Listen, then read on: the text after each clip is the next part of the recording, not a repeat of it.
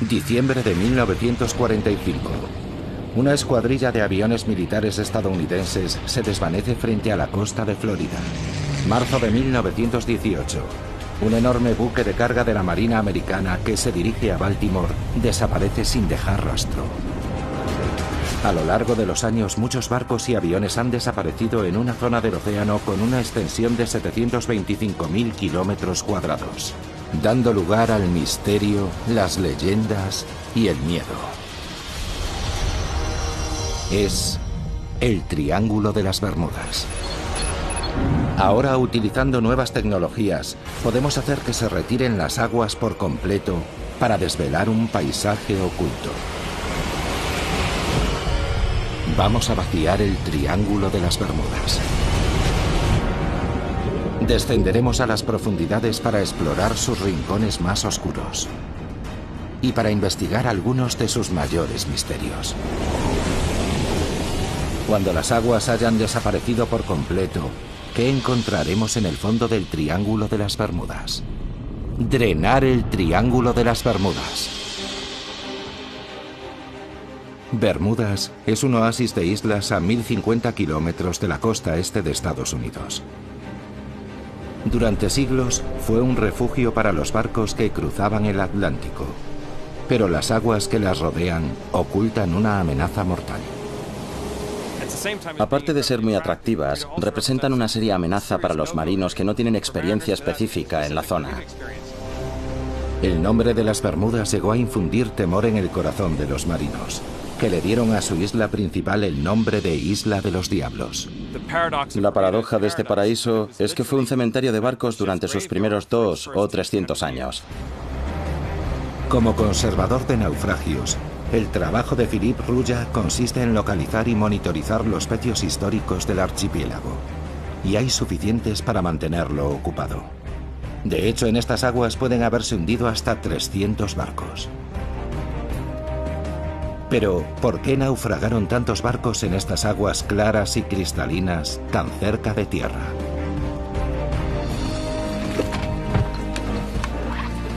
Hoy, Philippe va a visitar los restos de varios naufragios que podrían arrojar alguna luz sobre el misterio.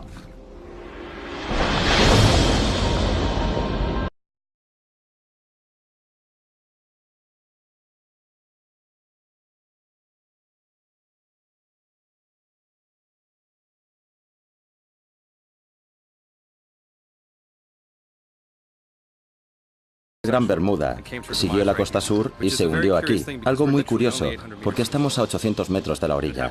Y ocurrió un día con el mar en calma. Es algo realmente intrigante. Y vamos a intentar averiguar cómo pudo ocurrir.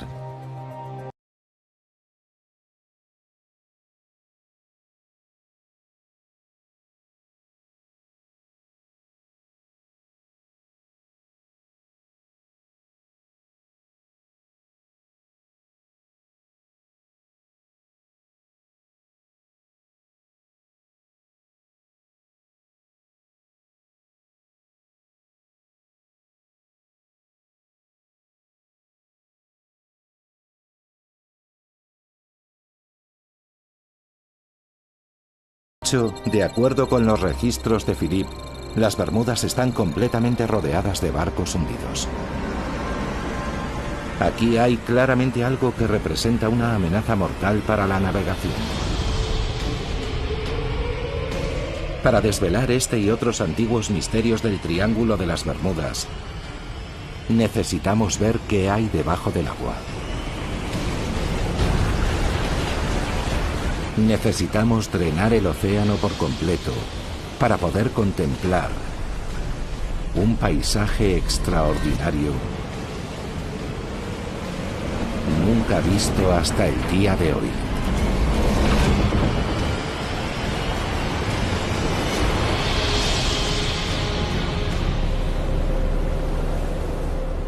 Ahora es posible observar las profundidades del Triángulo de las Bermudas gracias a una tecnología llamada batimetría o mapeo con sonar. El método consiste en lanzar ondas sonoras hacia el fondo marino. Las señales que rebotan en el fondo revelan la forma y profundidad de la tierra que hay debajo.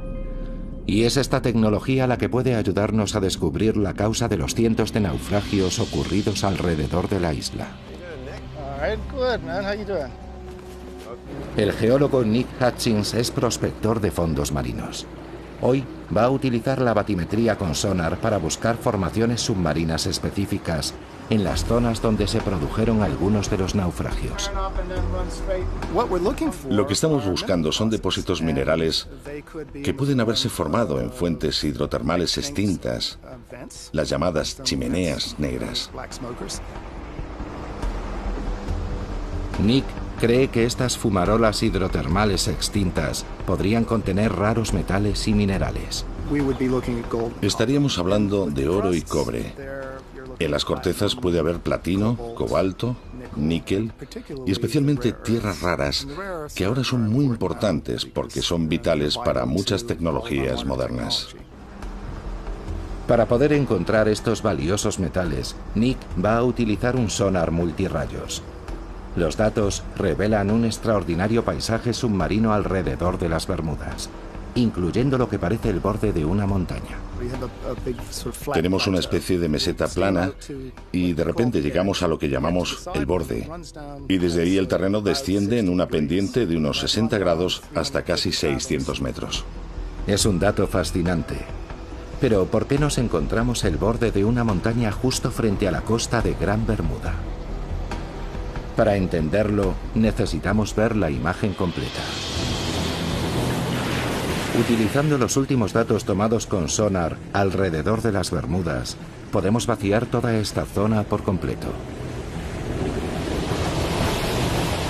Al desaparecer el agua, el pequeño archipiélago aparece situado sobre la cima de una montaña colosal, una montaña marina de 4.000 metros de altura, aislada en medio del Océano Atlántico.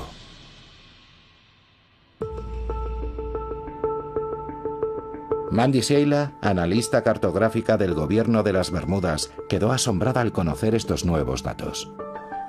Es maravilloso tener esta tecnología que nos muestra la imagen de lo que hay debajo de la superficie marina. Lo que podemos apreciar aquí es una vista increíble. Es como si estuviéramos en lo alto de la montaña de las Bermudas mirando hacia el sur, hacia el Caribe, hacia el Triángulo de las Bermudas, sin una gota de agua, con esa llanura interminable delante. Es extraordinario pensar que estamos aquí, sobre esta montaña en mitad de la nada. Pero, ¿cómo apareció aquí?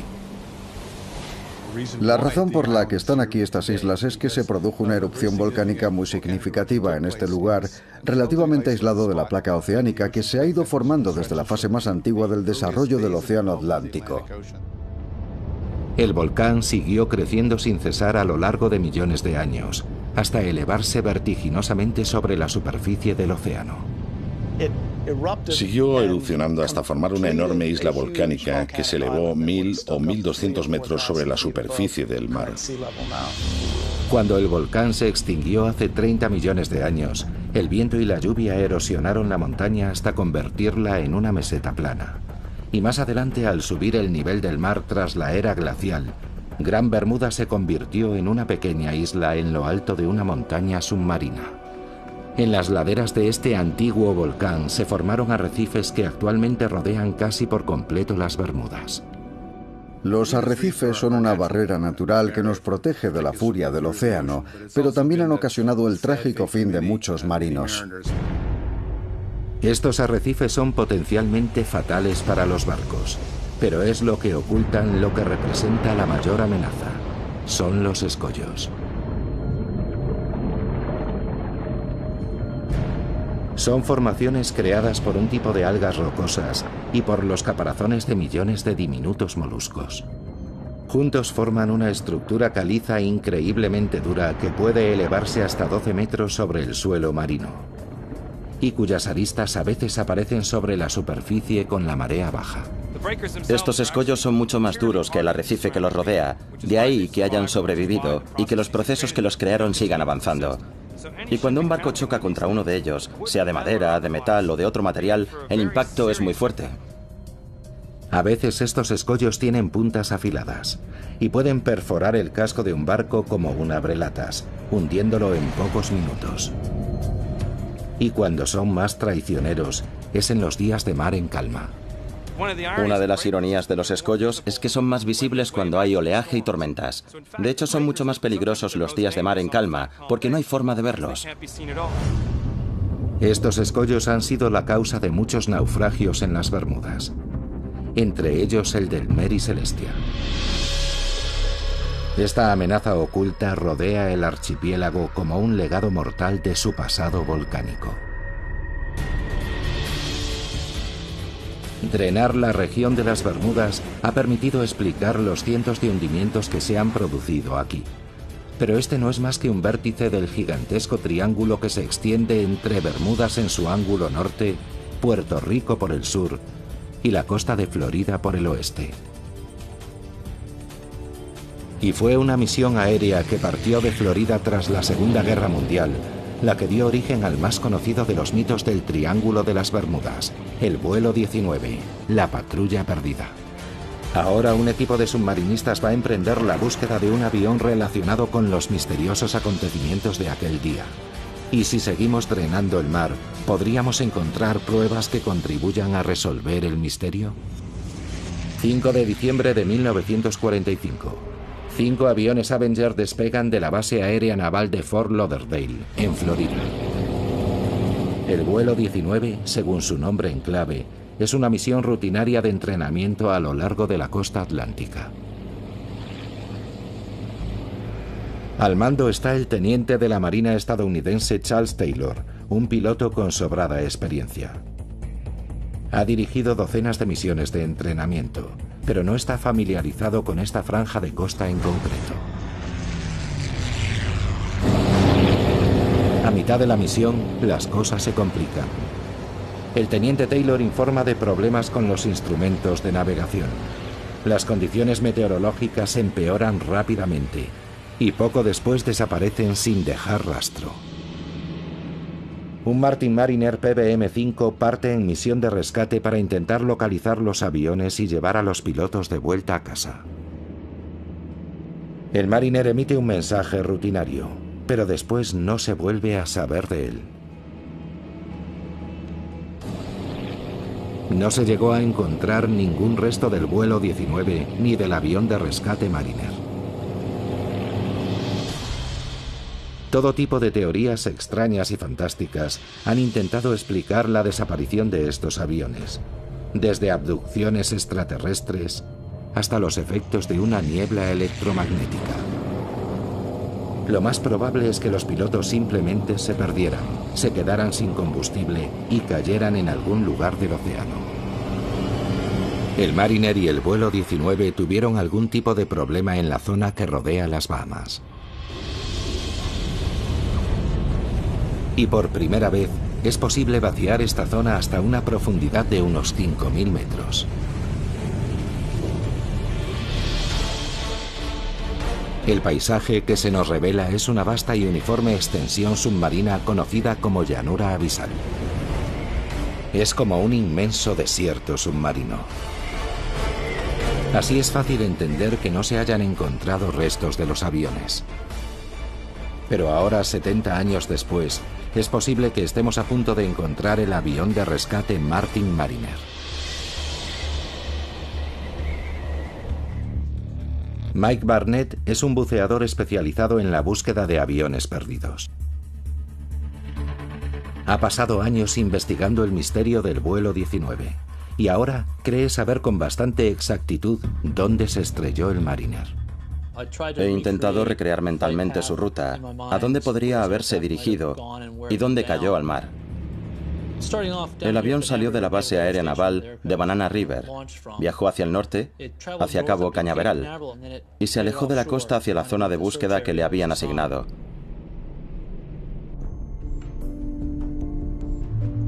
Sabemos que una media hora después de despegar, un carguero comunicó que había visto una explosión. Pero cuando llegó un barco a la zona, no encontró ningún resto. O el avión se hundió, o la corriente del Golfo se llevó los restos. Hoy, Mike y su equipo van a emprender la búsqueda de los restos del avión desaparecido. El pecio está a unos 70 metros de profundidad y a unos 80 kilómetros de la costa. Pensamos que allí hay unos restos que vale la pena examinar, porque está dentro de la zona, aunque por el efecto de la corriente del Golfo, quizá esté un poco más al norte. Pescadores de la zona dicen haber visto restos en esta zona, y Mike los está buscando con el sonar. Acabamos de pasar por encima. Es bastante pequeño, lo que es de esperar si se trata de un avión. Vamos a ponernos los trajes y bajar a verlo.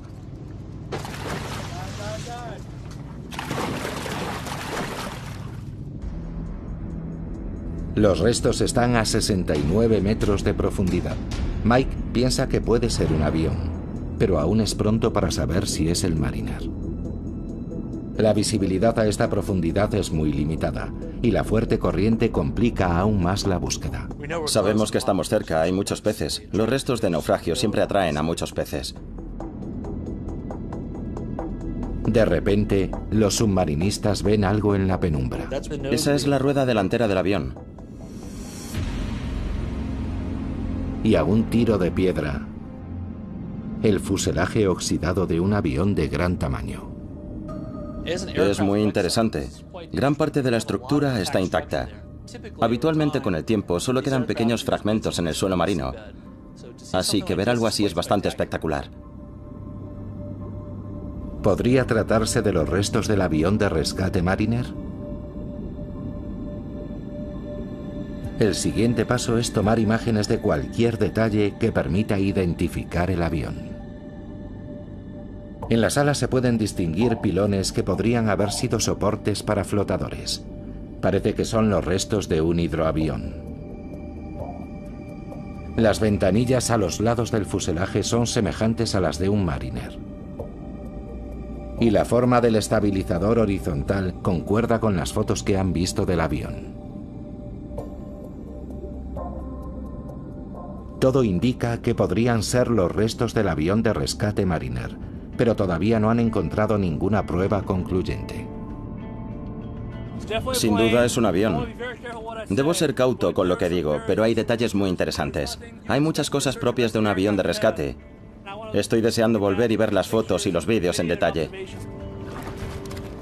Estoy nervioso, muy nervioso. Esto merece un examen más minucioso. Mike necesita la opinión de un experto para identificar el avión y le va a mostrar las imágenes de la inmersión al historiador Roy Stafford. Roy es expiloto de la Marina estadounidense y una autoridad en aviones militares americanos. Esto es el principio de la inmersión. Llegamos al fondo y nadamos contracorriente hacia el pecio. Como puedes ver, aquí ya se ven algunos restos. Teníamos la esperanza de encontrar el Martin Mariner, pero según íbamos examinando los restos, veíamos algunas cosas que no encajaban. Así que ahora mismo no tenemos claro qué modelo es. Bueno, a juzgar por el sistema de frenado que tiene la rueda que se ve ahí, es un avión posterior a la Segunda Guerra Mundial. Eso puedo decírtelo ya. Eso parece obviamente parte de la cabina, la parte superior de las ventanas. Roy está seguro al 100% de que estos restos no pertenecen al Mariner que estaban buscando. Pero si no es el avión de rescate perdido, ¿qué avión es? La respuesta podría contribuir a resolver otro misterio del Triángulo de las Bermudas. Esto que vemos aquí es importante. Podría ser una ventanilla para una cámara. Exacto. De hecho, vimos varias dentro. Y se veían mucho. Nos llamaron la atención. Se puede ver que es un bimotor. Está claro. Solo hay dos posibilidades. Dos pilones, uno a cada lado. Podría ser un RB-66 que no tendría por qué estar en esa zona, o una 3 de la Marina. Roy no tarda en identificar de forma concluyente el modelo de avión. Sin lugar a dudas es una 3 Sky Warrior. Si nos fijamos en el fuselaje y los pilones que tiene bajo las alas, en los detalles que se ven de la cola y en que el tren de aterrizaje se retrae en el fuselaje, todo indica que sin duda es una 3 Sky Warrior. El A-3 Sky Warrior era el avión más grande de la Marina americana que podía despegar de un portaaviones en aquella época. Y los archivos de la Marina recogen que en 1960 uno de ellos se hundió al intentar aterrizar en un portaaviones en la zona. Es muy probable que los restos que han encontrado Mike y su equipo pertenezcan a SA-3. Pero el vuelo 19 y el avión de rescate Mariner siguen perdidos. Seguiremos buscando. Sabemos que está ahí, solo es cuestión de encontrar el lugar exacto. Si pudiéramos secar la gran llanura abisal que rodea las Bahamas, casi con toda certeza, en algún lugar encontraríamos a la patrulla perdida. Y basándonos en las condiciones de los restos de otros aviones encontrados en el suelo marino, podrían tener un aspecto muy parecido a este, después de 7 décadas en el mar.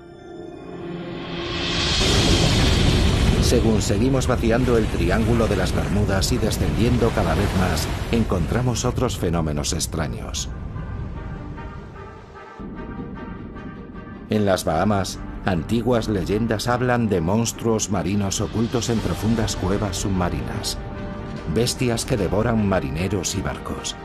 Ahora la ciencia está descubriendo la extraordinaria verdad que se oculta tras esas leyendas.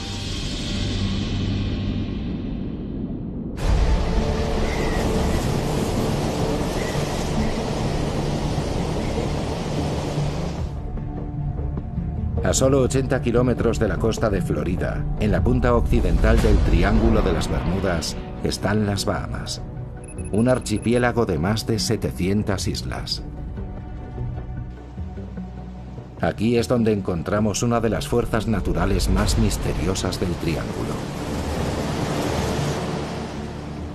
Remolinos que, según las leyendas locales, pueden engullir personas y barcos. Al vaciar el océano hasta casi 5 kilómetros de profundidad, nos encontramos con un paisaje extraordinario. Las Bahamas se encuentran en una vasta meseta caliza que se eleva sobre el suelo marino. Se conoce como el Gran Banco de las Bahamas.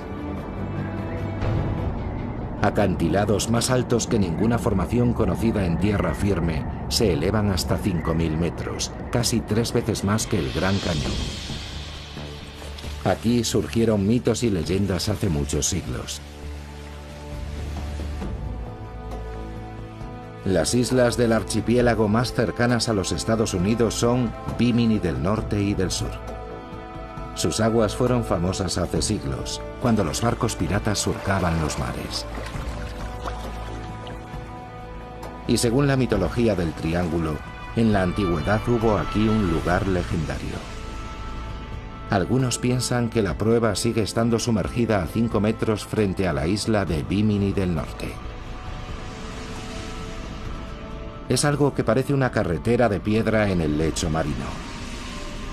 Esta extraña formación es conocida como la carretera de Bimini. Es tan recta y uniforme que muchos exploradores submarinos afirman que tiene que ser obra humana. Pero si tienen razón, ¿qué hace una carretera en el fondo del mar? Según la leyenda, la carretera de Bimini podría ser un resto del misterio submarino por excelencia, la fabulosa ciudad de la Atlántida.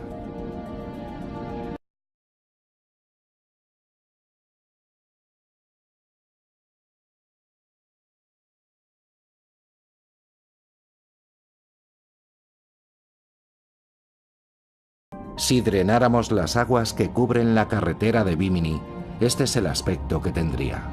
La búsqueda de la Atlántida continúa en otros lugares del mundo. Pero esta carretera no es lo único extraño que hay en las aguas que rodean las Bahamas. En la isla Larga, una de las Bahamas meridionales, encontramos unos accidentes geológicos aún más extraños. Tom Ayliff es profesor de biología marina y hace más de 25 años que estudia esta región. Puede que no haya encontrado la puerta de la Atlántida, pero sus descubrimientos pueden ser igual de profundos y misteriosos. Ahora mismo estamos en un lugar bastante inusual. Lo llaman La Gruta. Está detrás de una iglesia española abandonada, en mitad del bosque. Este es uno de los numerosos agujeros azules o sumideros que hay en las Bahamas. Se formaron al ceder el suelo sobre zonas previamente vaciadas por la erosión. Un sumidero lleno de agua salobre, una mezcla de agua dulce y salada, no es lo que uno esperaría encontrar en mitad de una isla. Es muy inusual porque contiene un gran número de animales muy interesantes. Hay una población de grandes gambas rojas que viven en la cueva. En el agujero azul hay una gran abundancia de vida submarina. La incógnita es cómo ha podido ocurrir. ¿De dónde viene el agua salada? ¿Por qué hay tal concentración de vida submarina? La respuesta podría encontrarse en otro agujero azul, uno que está mucho más cerca de la costa. Situado a pocos metros del mar, es un agujero gigante comparado con la gruta. Incluso desde el aire es posible asomarse a sus profundidades. Y se extiende cientos de metros bajo el nivel del mar. Es el agujero azul de Dean, el mayor y más profundo que se conoce.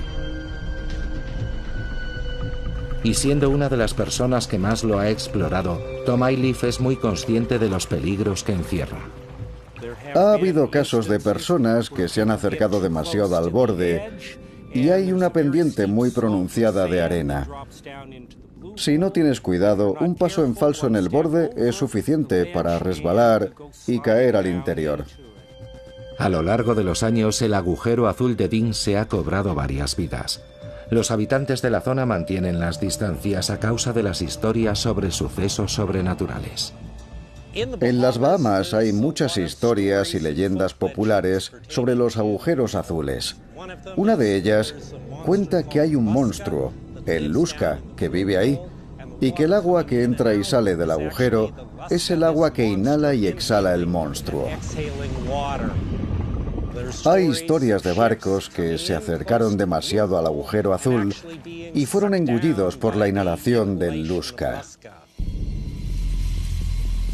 Por increíble que parezca, Tom ha observado remolinos en el agujero azul de Dean como los que mencionan las leyendas. Cuando estaba bajando la marea, he llegado a ver hasta 3 remolinos aspirando agua al mismo tiempo en la superficie del agujero. Tom se ha propuesto encontrar una explicación racional a este extraño fenómeno. Las mareas afectan a las aguas de la cueva, pero ¿podría haber otras fuerzas actuando en las profundidades del agujero azul? La única forma de averiguarlo es sumergiéndose. Tom ha estado explorando agujeros azules en las Bahamas desde hace más de 20 años, pero nunca han dejado de impresionarle. Son portales a otro mundo. Cuando te sumerges aquí, entras en un lugar único en el planeta.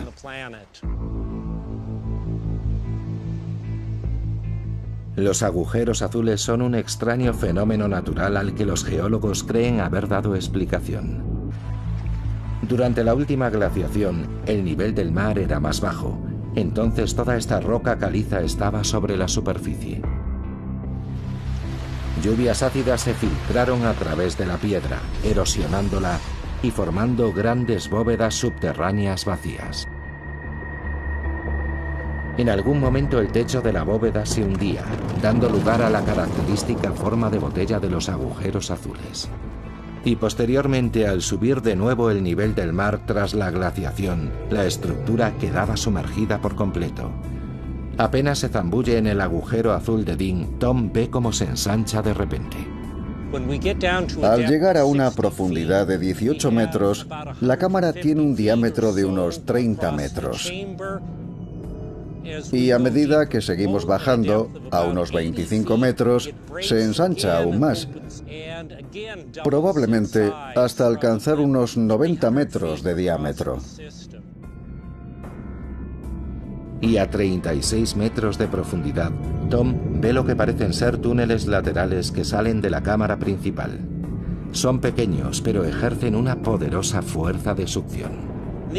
Notábamos unas corrientes mareales muy fuertes que nos arrastraban.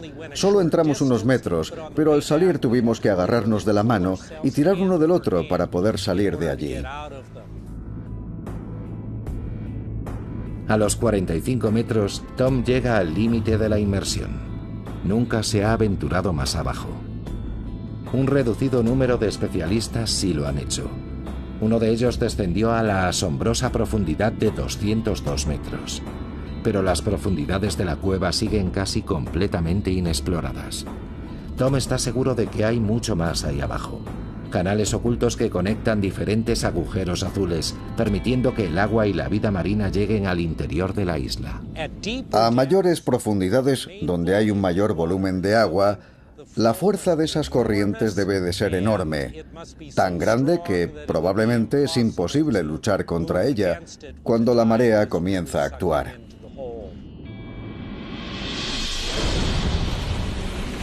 Pero con lo que sabemos, si vaciáramos el agujero azul de Dean, aparecería ante nuestros ojos no solo la enorme cueva en forma de botella, sino una red de túneles y fisuras que se adentran en las profundidades. Es el flujo del agua al entrar y salir de estos túneles el que genera los remolinos, y no un mítico monstruo marino. Sin duda, el agujero azul de Dean es una estructura geológica inquietante, pero completamente natural. Los agujeros azules de las Bahamas están revelándonos poco a poco sus secretos. Pero sigue habiendo otros muchos fenómenos sin explicación en el Triángulo de las Bermudas. Extrañas historias de murallas gigantes de agua que aparecen de repente. Y una extraña sustancia que cubre partes del lecho marino y que puede destruir barcos.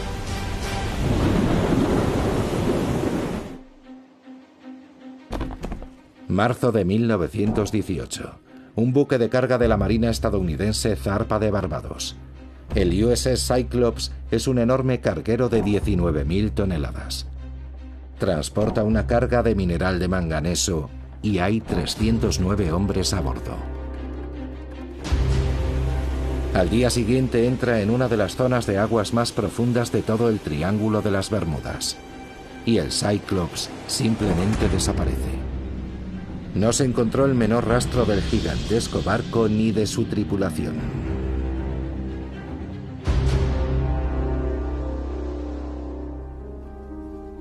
Para Marvin Barras, la historia va unida a una tragedia personal. Mi tío abuelo, Lawrence Merkel, era fogonero en el barco. Tenía 20 y pocos años y se encontraba entre los 309 desaparecidos. Normalmente cuando se pierde un barco siempre se encuentra algo. Parte de una lancha salvavidas o parte de la carga, algún resto del naufragio. Al final siempre aparece algo, pero en este caso, nada. La ausencia de restos del naufragio no tardó en dar lugar a teorías fantásticas. Aparecieron todo tipo de historias extrañas. Hubo un periódico de Washington que publicó que el buque había sido abordado y convertido en barco pirata y que navegaba por aguas del Amazonas. Otros dijeron que lo había capturado un submarino alemán. Incluso se dijo que había sido algún monstruo marino y se publicaron ilustraciones de incidentes de ese tipo en periódicos de todo el país. Marvin ha dedicado su vida a investigar qué le ocurrió realmente al Cyclops. Ha examinado con todo detalle todos los documentos relacionados con el barco. Han sido décadas de minucioso trabajo, pero ahora cree haber identificado un punto débil potencialmente fatal en el diseño del barco. En su momento fue el navío más grande y rápido de la Marina estadounidense. Tenía la quilla plana, podía volcar con relativa facilidad. En una ocasión llegó a inclinarse unos 50 grados hacia un lado y 40 y muchos hacia el otro. Dándose esas circunstancias, la mayoría de los barcos se habría volcado por completo, provocando una catástrofe. Dada la tendencia del barco a volcar, ¿pudo algo voltearlo y hacerlo zozobrar? ¿Algo extraordinario? Durante siglos, los marinos han contado historias de olas salvajes.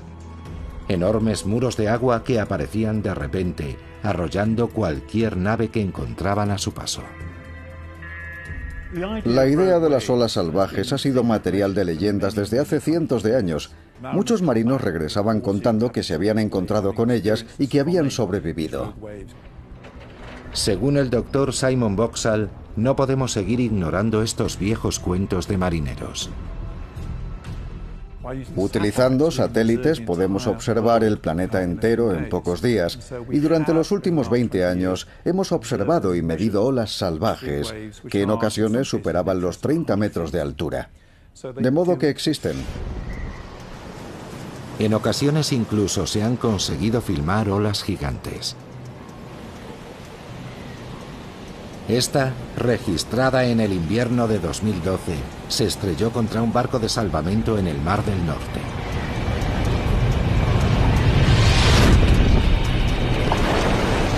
Teniendo en cuenta la meteorología del Triángulo de las Bermudas, ¿podrían producirse aquí olas gigantes a una escala similar? Tenemos el Atlántico Norte, las tormentas ecuatoriales, los sistemas de huracanes que se forman regularmente y tenemos tormentas que vienen del Golfo de México. Todo ello junto da lugar a un mar muy caótico y turbulento, con olas salvajes.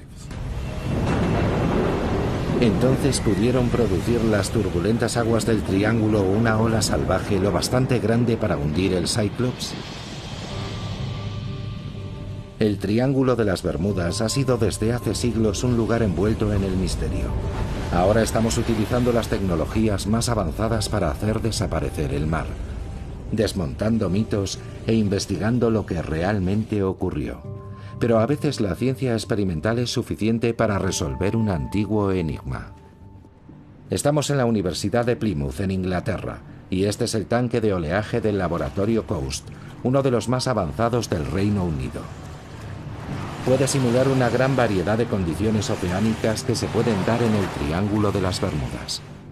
Aquí los científicos están tomándose muy en serio las olas salvajes o gigantes. Vamos a una localización focal de 16 metros. Hoy, este equipo de oceanógrafos va a realizar un experimento para determinar si una ola gigante podría haber hundido un barco de gran tamaño, como el buque estadounidense, el Cyclops. El equipo coloca en el tanque un modelo a escala comparable en tamaño al Cyclops y van a someterlo al efecto de una ola gigante. Primero, generan un patrón de oleaje normal. Con el equivalente a olas de 8 metros, el barco se mantiene a flote. Pero cuando simulan el impacto de dos frentes tormentosos convergentes, empiezan a producirse interferencias en el patrón de oleaje. Y de repente, como si brotara de la nada, una ola gigante. Es el equivalente a una ola de más de 15 metros de altura, y su efecto sobre el modelo a escala es más que evidente.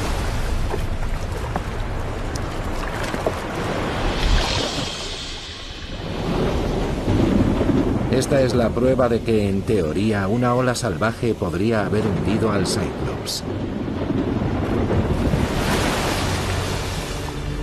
Pero hay otro fenómeno extraño que podría haber provocado el hundimiento del barco. Para verlo, tenemos que vaciar aún más el Triángulo de las Bermudas. En el lecho marino, a más de 350 metros de profundidad, existen grandes depósitos de un extraño material blancuzco y ceroso. Una sola de estas manchas puede cubrir un área mayor que Manhattan. Es una sustancia llamada hidrato de metano. Estos hidratos de metano se forman cuando material orgánico de la superficie, peces muertos, plantas muertas, plancton, se deposita en el suelo marino y se degrada por efecto de la actividad bacteriana y microbiana. Estas imágenes muestran aglutinaciones reales de hidratos de metano en el suelo marino. Pero el metano también puede quedar atrapado en bolsas bajo el suelo oceánico. 1981, en el mar del sur de China. Un buque sonda perfora una bolsa de gas superficial que revienta. Las grandes burbujas de gas que suben a la superficie afectan a la estabilidad del barco, que vuelca y acaba hundiéndose. Cualquier gran turbulencia que se produce en el suelo marino, como un terremoto o un corrimiento de tierras, puede liberar una masa sustancial de hidratos de metano que se convertirían en gas al subir a la superficie. De modo que un escape de hidratos de metano podría haber causado el hundimiento del Cyclops, más aún teniendo en cuenta que por su diseño era propenso a volcar. Pero la única manera de determinar qué le ocurrió realmente al barco es encontrar sus restos. Después de estudiar todo lo que encontré sobre el rumbo aproximado que pudo tomar el barco desde el punto de partida, creo que probablemente estaría un día del puerto y debía de encontrarse al noroeste de Puerto Rico. Marvin no pierde la esperanza de que algún día se encuentren los restos. Encontrar el lugar donde descansan los restos del Cyclops y de mi tío abuelo y todos los que servían con él significaría mucho. Pero si los cálculos de Marvin son correctos, no sería fácil recuperar el barco. Al vaciar la zona, aparece una fosa que alcanza los 8 kilómetros de profundidad. Es la fosa de Puerto Rico. Aquí es donde se encuentra el punto más profundo del triángulo. De hecho, es el punto más profundo de todo el Atlántico. Al explorar este gigantesco accidente geológico submarino, los científicos están descubriendo que podría ocultar el más temible de los secretos del Triángulo de las Bermudas, el detonador de un tsunami potencialmente devastador.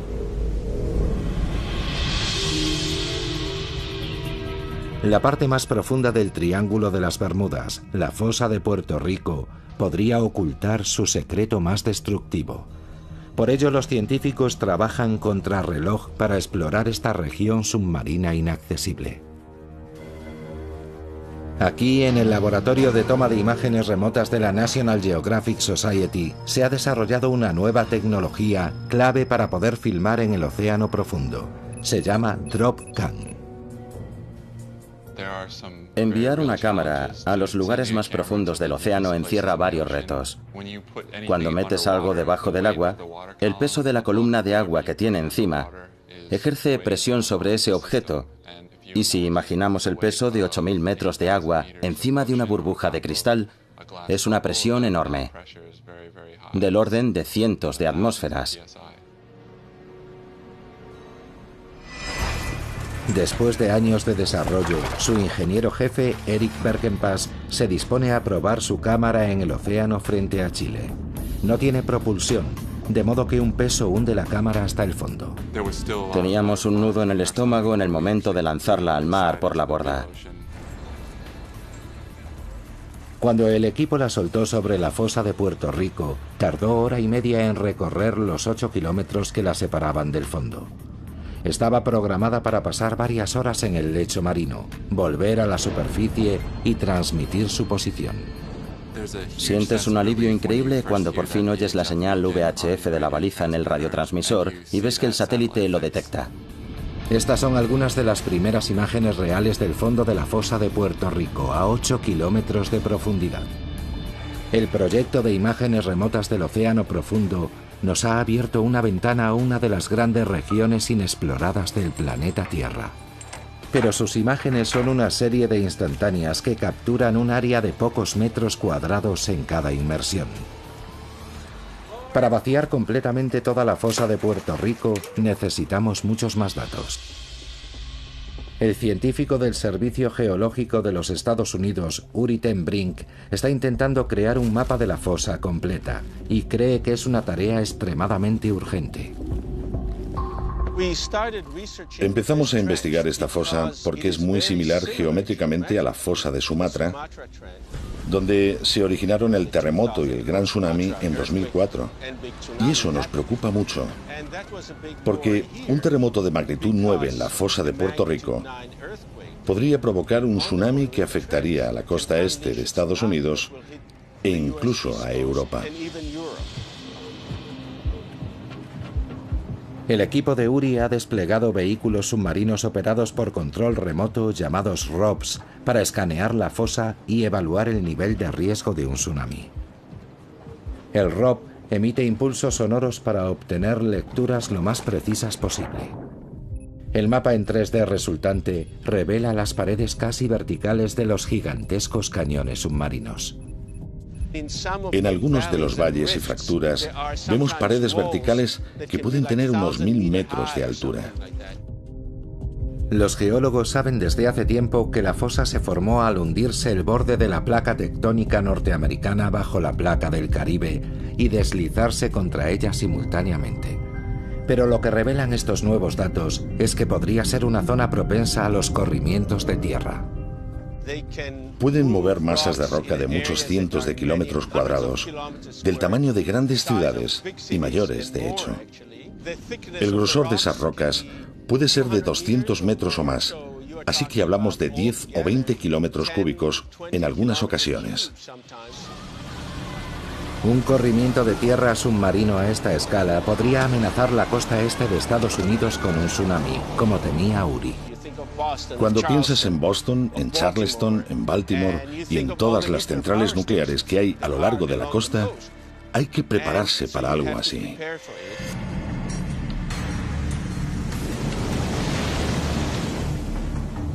Ahora, tras el desastre de Fukushima en 2011, conocemos bien las consecuencias del impacto de un tsunami contra una central nuclear insuficientemente protegida. Para que un tsunami equivalente alcanzara los Estados Unidos, tendría que producirse un terremoto de magnitud 9 en la fosa. Para calcular las posibilidades de un terremoto de esa magnitud, el equipo de Uri ha tomado muestras de rocas del fondo de la fosa y las ha analizado en el laboratorio. Los resultados supondrán un inmenso alivio para los habitantes de la costa este norteamericana, aunque para quienes vivan más cerca de la fosa podrían ser desastrosos. Por lo que sabemos actualmente, no estamos seguros de que puedan producirse terremotos de esa magnitud, lo que no quiere decir que no pueda haber grandes terremotos de magnitud 8 u 8,5 que podrían no llegar hasta la costa este norteamericana, pero que causarían tremendos daños en el Caribe. También es posible que un terremoto originado en la fosa provocase la liberación de hidratos de metano. Y existe la posibilidad de que este fenómeno sea responsable de algunas de las desapariciones acaecidas en la zona. Los datos recogidos por Uri nos han permitido vaciar 800 kilómetros de la fosa de Puerto.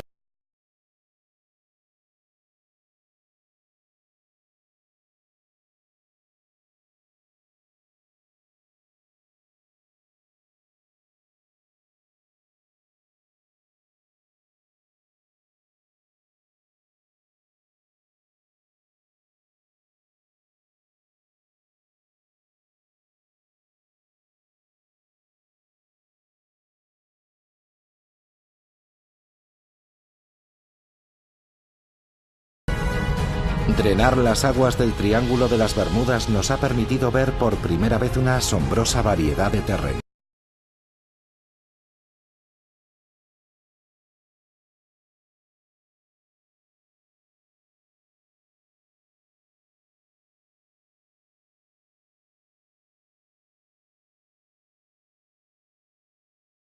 Pero hemos descubierto que los peligros que encierra esta región no parecen deberse a ningún fenómeno sobrenatural, sino a las muy reales y temibles fuerzas de la madre naturaleza.